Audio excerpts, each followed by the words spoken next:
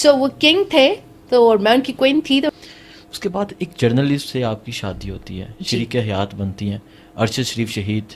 बहुत मुकाम है इस दुनिया में भी, यकीनन आखिरत में भी। तो ये किस तरह हुआ?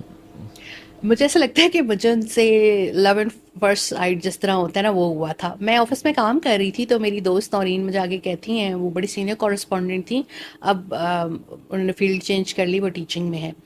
वो मुझे आके कहती हैं, शबीरा तुम्हें पता है पाकिस्तान का एक जर्नलिस्ट है, उसका नाम अरशद है, और वो वॉर कॉरेस्पॉन्डेंट है पाकिस्तान का पहला, और उसने बहुत ज़्यादा कॉन्फ्लिक्ट एरियाज़ को कवर किया है, गोलियों की बौछार में से उसने इस दफ़ा कवरेज की है, और वो जितने मिलिट्री के ऑपरेशंस भी हो रहे हैं दहशत गर्दी को ख़त्म करने के लिए, उनको भी कवर करता है। मैंने कहा अच्छा अच्छा, and I was keep writing my story ना।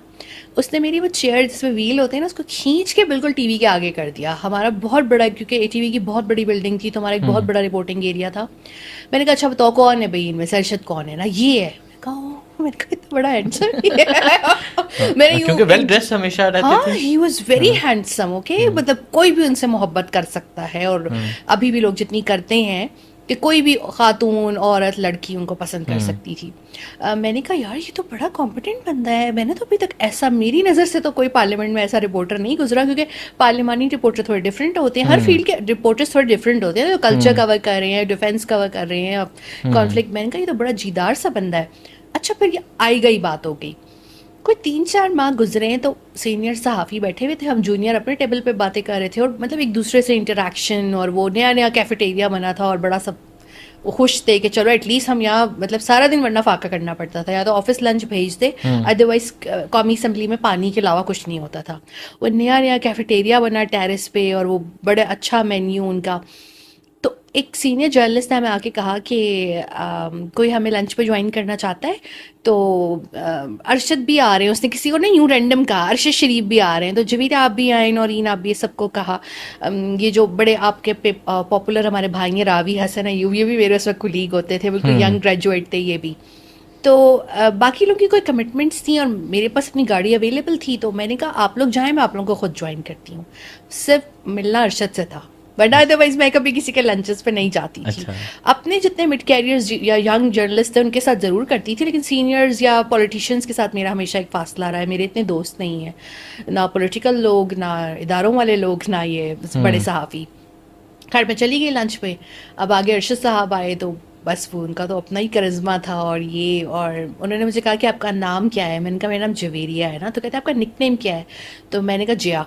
तो अरशद ने मुझे अपनी ज़िंदगी में थ्रू आउट हमारी 12 साल की शादी में सिर्फ जिया ही बोला है, जी हाँ। और बहुत ज़्यादा उसमें एक जिया यूँ बोलते थे। मुझे हाँ। मुझे मुझे बहुत अच्छा लगता था। अच्छा दोस्ती की वजह बनी फोटोग्राफी।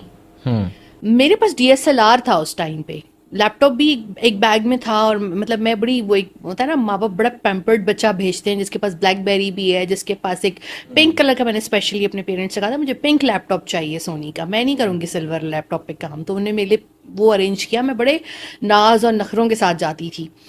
उन्होंने मेरे हाथ में उस दिन कैमरा था और अपना एक बैग था। उस दिन मैं लैपटॉप और दूसरी चीज़ें नहीं कैरी कर रही थी। मुझे कहते हैं आप फोटोग्राफर हैं? मैंने कहा जी मैं शौकिया फोटोग्राफी करती हूँ ना, ये मेरा पेज है, इस पे मैं लगाती भी हूँ अक्सर। आपको पता है मैं भी फोटोग्राफी करता हूँ और मेरे पास भी डीएसएलआर है। सो डीएसएलआर्स दोस्ती की वजह दोस्ती बने, की वजह बनी। और फिर वो साल 2 साल बाद मोहब्बत में तब्दील हुई, और फिर शादी हो गई, और एक बहुत हमने एक अच्छी खूबसूरत मोहब्बत से भरी हुई फुल ऑफ लाइफ हमने अच्छा, चीज़ें साथ की। शादी के बाद अरशद शरीफ शहीद की क्या रूटीन होती थी? सुबह उठ के सबसे पहले क्या करना, उसके बाद दिन में क्या करना, फिर शाम अच्छा को? 4-5 साल तो मुझे लगता है कि वो तो बड़े एक टिपिकल मोहब्बत वाले साल थे, जिसमें सिर्फ हम घूमा फिरा करते थे।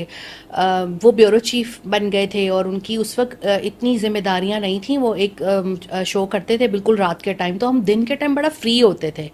तो हमारा होता था कि नाश्ता कर लिया कहीं। मुझे बिल्कुल कुछ नहीं करना आता था, मेरे पेरेंट्स ने उनको बता दिया मेरी बेटी नहीं, हमने कभी काम नहीं करवाया। लेकिन अपना घर जब होता है फिर बंदा थोड़ी बहुत चीज़ें सीख लेता है, तो मैंने खुद थोड़ा कि इंग्लिश या देसी ब्रेकफास्ट बनाना सीख लिया था कि मैं उनको भूखा तो नहीं भेज सकती थी ऑफिस। अच्छा अक्सर होता था हम बाहर कुछ करके ना, या थोड़ा घूमते फिरते थे, फोटोग्राफी करते थे, फिर मैं अपने ऑफिस चली जाती थी, वो अपने ऑफिस चले जाते थे। फिर मैंने कुछ अरसे में ये हुआ कि जब वो दुनिया न्यूज़ के डायरेक्टर न्यूज़ बन गए, और वो उनकी popularity as a war correspondent के बजाय एज अ एंकर बनना शुरू हुई, तो मैंने क्विट कर दी अपनी ये। मैंने कहा घर में एक ही स्टार होना चाहिए, and वो अरशद शरीफ होगा, मैं नहीं होंगी, मैं थोड़ा पीछे रह के काम करूँगी। और मैंने लिखने लिखाने की तरफ जो है वो अपना कर लिया।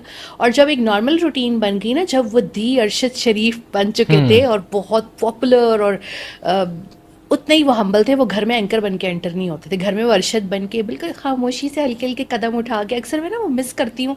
अभी वो ऊपर आ रहे होंगे अपना बैग उठा के ना, मैं उस रास्ते की तरफ देखती हूँ कि हमारा रूम ऊपर है, तो वो ऊपर जिस तरह आते थे स्लो स्लो, अक्सर मैं उनसे उनके हाथ से वो लैपटॉप और वो पकड़ लेती थी। तो दिन का आगाज़ इस तरह होता था कि वो बहुत जल्दी उठ जाते थे और मैं उठ नहीं रही होती थी, और वो उनकी वो कह रहे होते थे भाई उठ जाओ यार, तुम क्या सोने के लिए दुनिया में आई हो। तो मैं कहती थी अरशद आधा घंटा मुझे और सोना है, मुझे उठाए नहीं, मेरी आंखें तो खुल ही नहीं सकती हैं। मैं बहुत लाइवली, शरारती और फुल ऑफ वो होती थी, शरारतें प्लान करना, क्या क्या करना है, किस तरह तंग करना है किसको, अपनी बहन को या अरशद को या किसको, हंसा देती थी सबको, फन लविंग ना। वो मुझे उठाते थे तो मैं यूँ आंखें, मैं मेरी आंखें खुल ही नहीं सकती। अरे ये बैठे बैठे कौन सो सकता है, मैंने पहली दफा किसी को बैठे हुए सोते हुए देखा है ना। मैं चाइल्डिश थी, मैं छोटी थी उनसे, हमारा बहुत ज़्यादा गैप था, लेकिन कंपेटेबिलिटी में नहीं था, वो बिल्कुल हमारी एक जितनी थी। फिर उनको एक बड़ी मज़े की चीज़ मिल गई, वो कहते हैं अगर आंखें नहीं खोली ना और मुझे मेरी मतलब रूटीन की चीज़ें नहीं देना शुरू की, मैं तुम्हारी अम्मी को कहूँगा मैं भूखा बैठा हूँ, नाश्ता नहीं दे रही, मैं इतना भूखा हाँ मुझे भूख लग रही। अब मेरी अम्मी का बहुत स्पेशल बॉन्ड है अरशद के साथ, क्योंकि मेरी अम्मी का बेटा नहीं था और मेरी अम्मी के दामाद उनके बेटे थे। तो मेरी अम्मी तो अरशद के लिए, मैंने अरशद के लिए पाए बनाए हैं, मैंने अरशद के लिए कीमा बनाया, मैंने अरशद के लिए पराठा बनाया, मैंने अरशद के लिए, हम मैं यूँ फल वो कर रही होती थी ना, तो मुझे कहती थी बेटा मुलाजमों से फल नहीं कटवाते, शौहर को खुद फल काट के देते हैं, उनको पता होता है ये मेरी बीवी के हाथ से कटी हुई चीज़ आई है साफ सुथरी, और उनसे भी काम कराओ लेकिन अपना हाथ का जायका भी उसे दो। तो सुबह सुबह ये होता था कि वो उठते थे और 8-9 अखबारें पढ़ते थे, और मेरी अखबार जैसा मेरा आर्टिकल होता था, वो शर्मा शर्मा के मेरी तरफ मुस्कुरा मुस्कुरा के ना साइड यूँ कर रहे होते थे कि ये देख ले किसका आर्टिकल आया हुआ, और पढ़ते थे, मेरा भी पढ़ते थे आर्टिकल। अच्छा। और फिर ये होता था कि मैं उनको ब्रेकफास्ट देती थी, और होता था कि भिगोए हुए बादाम वो, क्योंकि उनका इतना सोचने का काम था और ये सारा काम था। बहुत लाइट सा वो नाश्ता करते थे, इसमें सेपरेट टी होती थी। फिर उसके बाद सीड्स थेरेपी का उनको बहुत शौक था, वो ये कलौंजी वगैरह और ये चीज़ें मुझसे लेते थे। फिर उसके बाद ये होता था कि अगर उन्हें एक्सरसाइज वगैरह करनी होती थी तो मैं फ्रूट और उनको वो नींबू पानी बना देती थी, क्योंकि उन्हें तो प्रॉपर जिम अपना बनाया हुआ था घर में छोटा सा, तो वो बहुत उनको फिटनेस और वो बस सेहतमंद इंसान थे। अगर उनको इस तरह यूँ शूट ना किया जाता और उनको अगर बर वक्त कोई इमदाद मिल जाती तिब्बी, तो शायद वो ज़िंदा होते, क्योंकि वो बहुत ज़्यादा सेहतमंद और स्ट्रॉन्ग विल्ड पर्सन थे। फिर वो करने के बाद अगर उनका दिल होता था तो वो जल्दी ऑफिस चले जाते थे, छुट्टी नहीं करते थे कभी भी ऑफिस से। अगर देर होता था तो फिर सीज़न लगा के मुझे कहा कि ट्रेडमिल तुम बिल्कुल टीवी के आगे लगवाओ, वो वहाँ पे नहीं, घर में दूसरी जगह नहीं रखना। तो बस वो फिर करके मैं बिल्कुल जिस तरह एक ताबेदार किस्म का वो होता है ना मुलाजिम, यूँ कोट उठाया, उनका टाई उठाई, नीचे आके गाड़ी में रखी, गाड़ी स्टार्ट की, एसी चलाया कि उनको बहुत गर्मी लगती थी, वो बिल्कुल टॉलरेट नहीं होती थी उनसे गर्मी। और उनकी वो लैपटॉप वगैरह सब सेट करके, पेन्स एवरीथिंग, अगर उन्हें दूसरे बाहर वाले जिम जाना है तो उनका जिम वेयर साथ नींबू पानी सब कुछ करके मैं कहती थी now you are ready to go. So वो किंग थे, तो और मैं उनकी क्वीन थी, तो मैंने उनको हमेशा एक किंग की तरह ट्रीट किया।